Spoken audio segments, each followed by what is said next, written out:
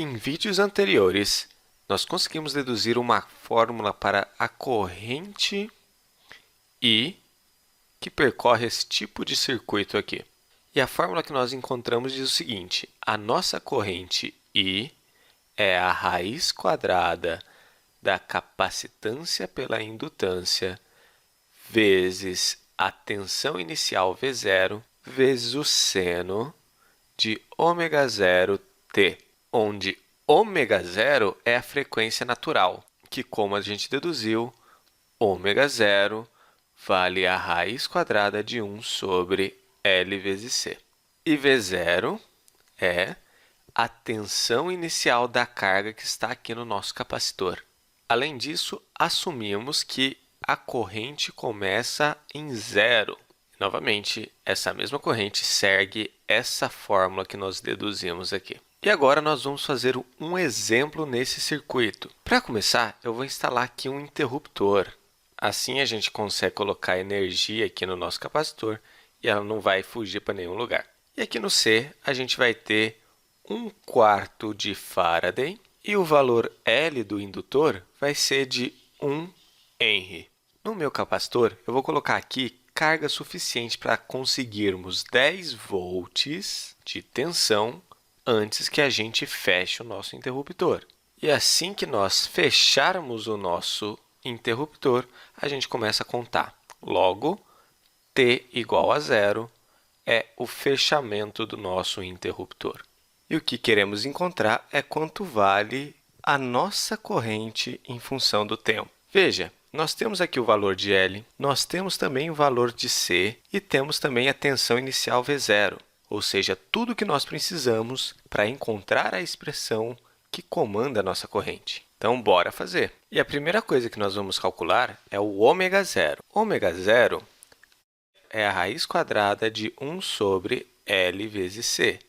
Ou seja, vai ficar como a raiz quadrada de 1 sobre 1 Henry vezes 1/4 de Faraday, o que é igual a raiz quadrada de 4, que é igual a 2. Esse 2 aqui está em qual unidade? O 2 está na unidade de radianos por segundos, pois é a nossa frequência natural. Muito bem, agora com o nosso valor de ω0 calculado, vamos substituir aqui na nossa equação da corrente. Portanto, I vai ser igual ao quê? Raiz de capacitância por indutância. Capacitância é 1/4, logo 1/4 sobre indutância, que é 1. Veja, L igual a 1 Henry. Vezes a tensão V0, que é igual a 10 volts, vezes o seno de ω0, que é igual a 2, vezes t. E para terminar, nós temos o seguinte: o nosso I é o resultado disso, né? Raiz quadrada de 1/4, que é igual a meio. Meio que multiplicado por 10 é igual a 5. Logo, temos que I é igual a 5 vezes o seno de 2t. Portanto, para esse circuito em particular, é assim que a nossa corrente vai se comportar. E eu quero mostrar como que isso aqui vai ser representado de forma gráfica. Muito bem, agora então temos uma representação gráfica de I em função de t igual a 5 vezes seno de 2t. Então, veja que aqui nós temos como que se comporta a nossa corrente. Veja que o valor máximo é de 5 amperes e o valor mínimo é menos 5 amperes. E ela vai subindo e descendo infinitamente. E o que eu quero fazer agora é falar um pouquinho da tensão. Não falamos da tensão ainda. Mas antes, deixa eu desenhar de novo aqui o nosso circuito. Temos aqui o nosso indutor, aqui o capacitor, e esse é o nosso circuito. Nosso circuito tem uma tensão V aqui, né, entre ambos os componentes. Lembrando que nós já trabalhamos e encontramos a nossa corrente I, e agora eu quero achar a nossa tensão V. Quanto será o valor da nossa tensão V? Lembrando que nossa corrente I é igual a 5 vezes o seno de 2t. E um jeito fácil de trabalharmos a nossa tensão é usar a equação do indutor. Lembra?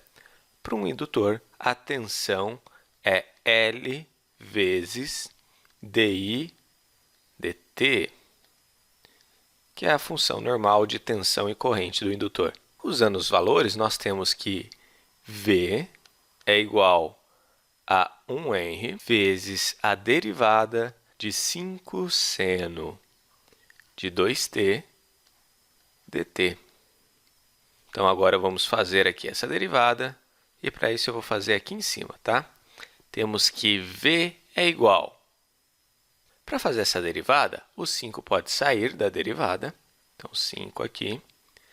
E agora, a derivada de seno de 2t é 2, que é a derivada aqui dentro, vezes o cosseno de 2t. Logo, como que vai se comportar a voltagem, a tensão do nosso circuito? A tensão V vai se comportar de acordo com 10 vezes o cosseno de 2t. Olha só que interessante o que aconteceu aqui. Nós tínhamos a corrente, que era uma função do tipo seno, e eventualmente tivemos que fazer a derivada dessa função seno, e acabamos aí com a tensão como uma função do tipo cosseno. Ou seja, partimos de um seno e terminamos com um cosseno na nossa tensão, o que significa que a nossa tensão, nossa voltagem, não vai ser exatamente a mesma coisa que a nossa corrente. Deixa eu até te mostrar aqui uma representação gráfica da tensão, para você ver como fica.